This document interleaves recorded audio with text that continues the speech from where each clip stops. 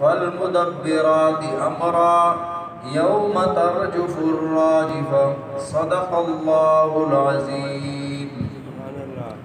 اللہم صل علی محمد وعلى آل محمد كما صليت على إبراهيم وعلى آل إبراهيم إنك حميد مجيد۔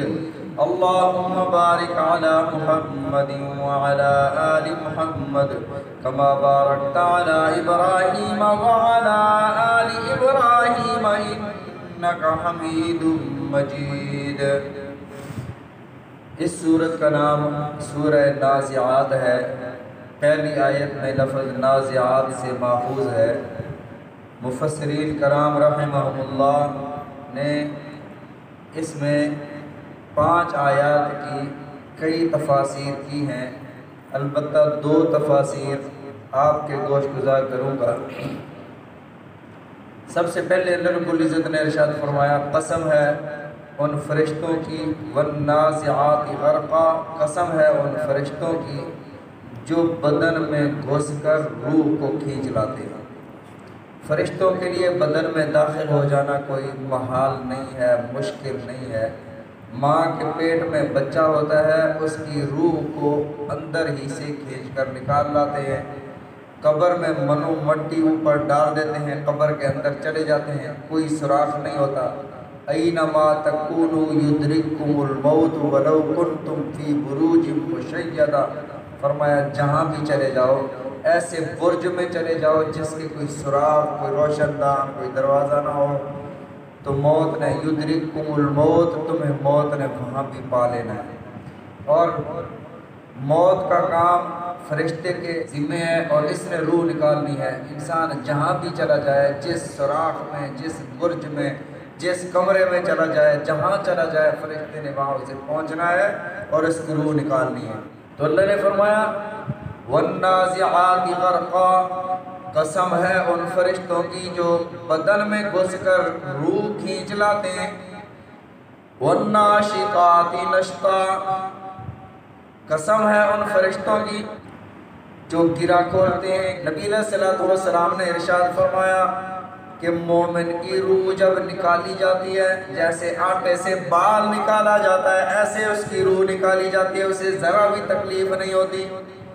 والناشطات نشطا، قسم ہے ان فرشتوں کی جو گرا کھولتے ہیں، جیسے گرا کو آرام سے کھولا جاتا ہے، ایسے انسان کی، مومن کی روح ایسے آرام سے فرشتے نکالتے ہیں۔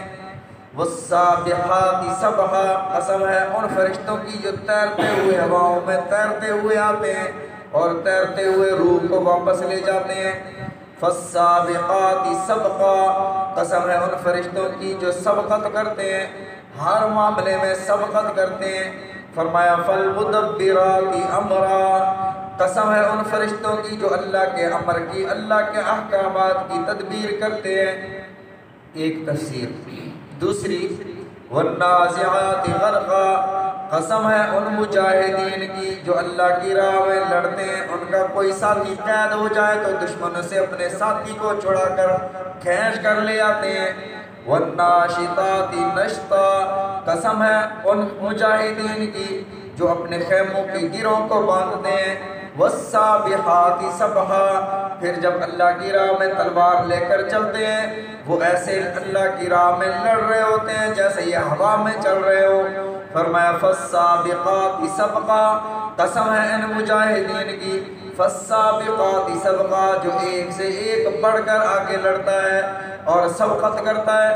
فالمدبرات امرا، یہ لڑتے اس لیے ہیں تاکہ اللہ کے امر کو ہم لوگوں تک پہنچا دیں، ہم اللہ کے کلمے کو بلند کر دیں۔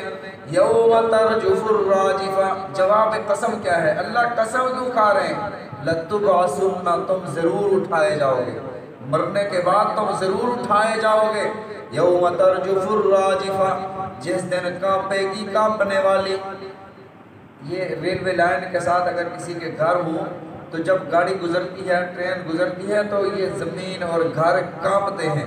تو فرمایا اس دن اللہ رب العزت جب فرشتے کے ذریعے سور پھونکیں گے، فرشتہ سور پھونکے گا، یوم ترجف الراجفہ، کائنات میں ہر شے کانپ رہی ہوگی۔ تتبعها الرادفہ، پیچھے لگے گی پیچھے لگنے والے۔ کیا مطلب؟ یہ سور بھی اللہ کی مخلوق ہے، اور یہ اللہ ایک دفعہ حضرت اسرافیل علیہ السلام سور پھونکیں گے، پھر 40 سال کے بعد دوبارہ سور پھونکا جائے گا۔ تو اللہ نے فرمایا ایک سور کے بعد دوبارہ جب پھونکا جائے گا، قلوب یومئذ واجفہ، اس دن بعض دل ڈر رہے ہوں گے، کانپ رہے ہوں گے، لیکن جو مومنین کے دل ہیں وہ نہیں ڈریں گے، وہ نہیں گھبرائیں گے۔ جس بندے کو امتحان کی تیاری پہلے سے ہو وہ نہیں گھبراتا، اور جس نے تیاری ہی نہ کی ہو اسے بڑا خوف ہوتا ہے کہ امتحان کیسے ہوگا، میں کیسے پرچہ حل کروں گا۔ تو اللہ نے فرمایا اس دن کچھ دل جو ہے بڑے گھبرا رہے ہوں گے، کانپ رہے ہوں گے۔ ابصارها خاشعہ، ان کی آنکھیں جھکی ہوئی ہوں گی۔ دوسری جگہ ترہقہم ذلہ، ذلت ان کے چہروں پر چھائی ہوگی۔ یقولون اِنَّا لَمَرْدُودُونَ فِي الْحَافِرَةِ، یہ جو اب کہتے ہیں اِنَّا لَمَرْدُودُونَ فِي الْحَافِرَةِ، یہ کیا ہم دوبارہ زندہ کیے جائیں گے، دوبارہ اٹھائے جائیں گے۔ اَإِذَا كُنَّا عِظَامًا نَخِرَةً، جب ہماری ہڈیاں بوسیدہ ہو جائیں گی، ہماری ہڈیاں بکھر جائیں گی، ہم دوبارہ کھڑے کیے جائیں گے۔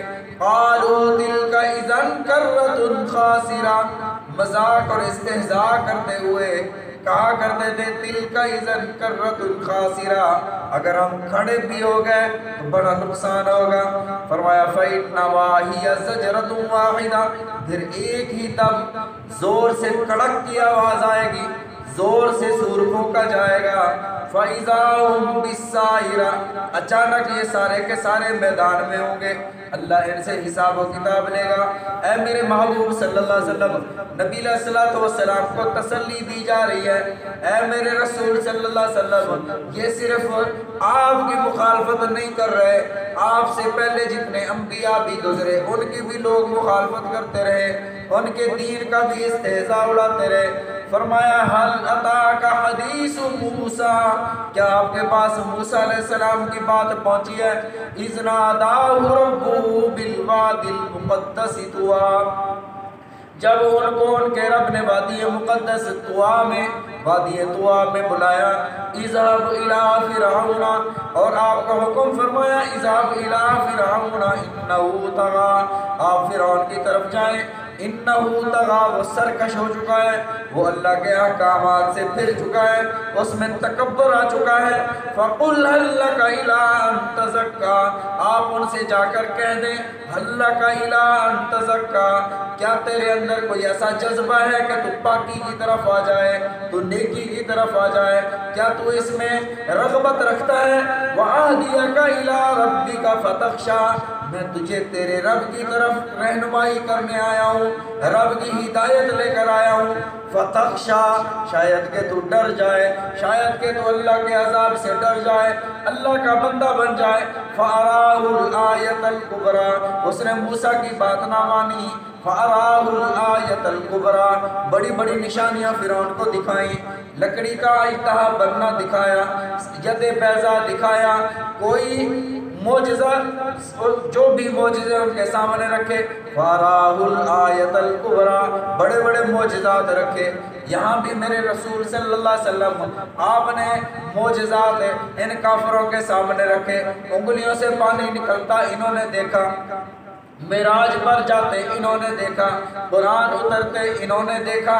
اے میرے رسول صلی اللہ علیہ وسلم، باقی باتوں کو چھوڑیں، ابو جہل کے ہاتھ میں کنکریاں ہیں، اور ابو جہل پوچھتا ہے محمد بتا دے میرے ہاتھ میں کیا ہے، میں تیرا دین قبول کر لوں گا۔ نبی علیہ السلام نے ارشاد فرمایا میں بتاؤں یا یہ تیرے ہاتھ میں چیز چھپی بولے کہ یہ میں کون ہوں؟ اتنے میں کنکریوں سے آواز آتی ہے اشہد انک رسول اللہ، آپ اللہ کے رسول ہیں، لا الہ الا اللہ محمد الرسول اللہ۔ کنکریاں کلمہ پڑھنے لگی۔ فرمایا اے میرے محبوب صلی اللہ علیہ وسلم، فرعون کے سامنے موسیٰ علیہ السلام نے بھی بڑے بڑے معجزات دکھائے، وہ ایمان نہ لایا۔ آپ نے بھی ابو جہل کے سامنے معجزے رکھے، وہ بھی ایمان نہ لایا۔ فرعون بھی فَكَذَّبَ وَعَصَىٰ، جھٹلاتا رہا، انکار کرتا رہا، وعصا نافرمانی کرتا رہا، ثم ادبر یسعا پھر اس نے پیٹھ پھیری، یسعا دوڑتا ہوا اپنے سرداروں کے پاس گیا، فحشر فنادا سب کو جمع کیا، فنادا سب کو بلایا، فقال انا ربکم الاعلی کہنے لگا میں سب سے بڑا رب ہوں، انا ربکم الاعلی۔ اللہ نے فرمایا سبح اسم ربک الاعلی، تمام تعریفیں اس ذات کی ہیں جو تمہارا سب سے بڑا رب ہے، اعلیٰ تو اللہ کی ذات ہے۔ فرمایا فنادا فقال انا ربکم الاعلی میں سب سے بڑا رب ہوں، فاخذہ اللہ نکال الاخرۃ والاولی پکڑا اس کو اللہ نے، اللہ کے عذاب نے، آخرت کے عذاب نے، والاولی اور دنیا کے عذاب نے۔ دنیا میں اللہ نے اسے غرق فرمایا، غرق فرمانے کے بعد اس کے جسم کو زمین میں جگہ نہ ملی، پانی نے اسے قبول نہ کیا، پانی نے اسے باہر پھینک دیا۔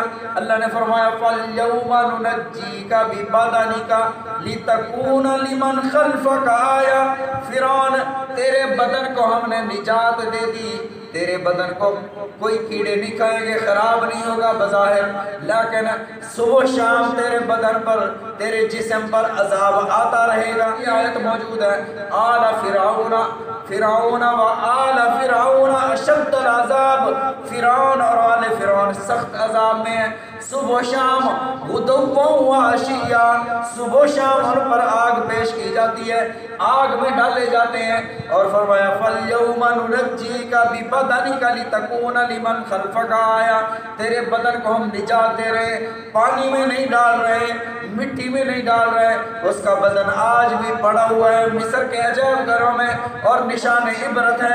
اللہ نے فرمایا لِتَكُونَ لِمَنْ خَلْفَكَ آیَةً تاکہ تو بعد والوں کے لیے نشان عبرت بنا رہے کہ یہ بندہ کہتا تھا انا ربکم الاعلی، دیکھ لو آج اس کی حالت ہے۔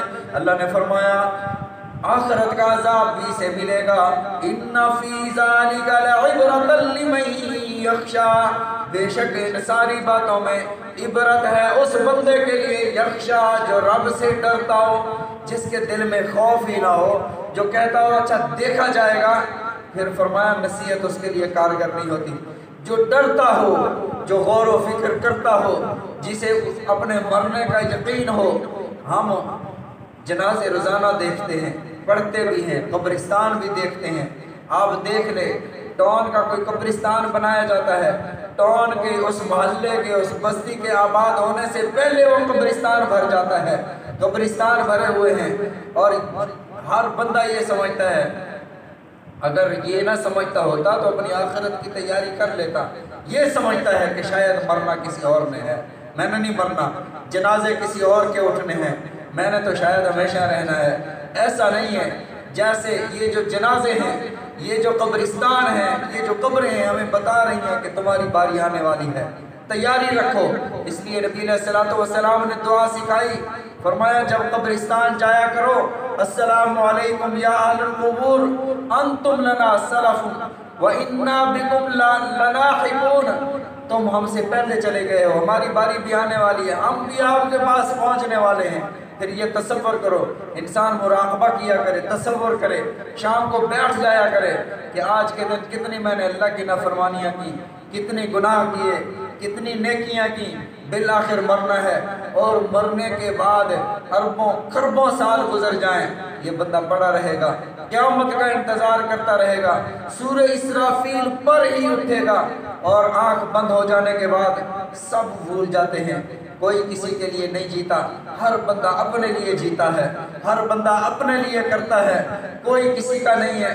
اس لیے جو کر جانا ہے اپنی زندگی میں کر جاؤ، نہیں تو وہاں پر بس یہ انتظار ہوگا کوئی میرے لیے دعا کر دے، اللہم اغفر لی جمیع المومنین والمومنات۔ جب مومن مردوں اور مومن مردوں کے لیے، عورتوں کے لیے کوئی بندہ دعا کرتا ہے تو اس ثواب کو لینے کے لیے وہ انتظار میں ہوتے ہیں۔ تو اس لیے اپنی زندگی میں جو کرنا ہے کر جاؤ، نمازیں پڑھنی ہیں، نوافل پڑھنے ہیں، ذکر و اذکار کرنے ہیں، استغفار کرنے ہیں۔ میرے آقا علیہ الصلوۃ والسلام نے ارشاد فرمایا طوبى لمن وجد استغفارا یوم القیامہ، میری امت کے اس مومن کو، میری امت کے اس بندے کو خوشخبری دے دو، اسے مبارک ہو جو قیامت کے دن سب سے زیادہ استغفار لے کر آئے۔ ہم کام کر رہے ہوتے ہیں، سفر پہ جا رہے ہوتے ہیں، موٹر سائیکل پہ، گاڑی پہ جا رہے ہوتے ہیں، کوئی کام جا رہے ہوتے ہیں، ہماری زبان اللہ کے ذکر سے نہ رکے، ہماری زبان پر ہر وقت استغفر اللہ الذی لا الہ الا هو الحی القیوم واتوب الیہ یہ پڑھتے رہے۔ ہم اپنا بھی کام کرتے رہیں گے، ہمارے نامہ اعمال میں نیکیاں بھی بڑھتی رہیں گی۔ اللہ تعالی ہم سب کو سمجھنے کی توفیق عطا فرمائے، نبی علیہ السلام کے فرامین سمجھنے کی، عمل کرنے کی توفیق عطا فرمائے، آمین۔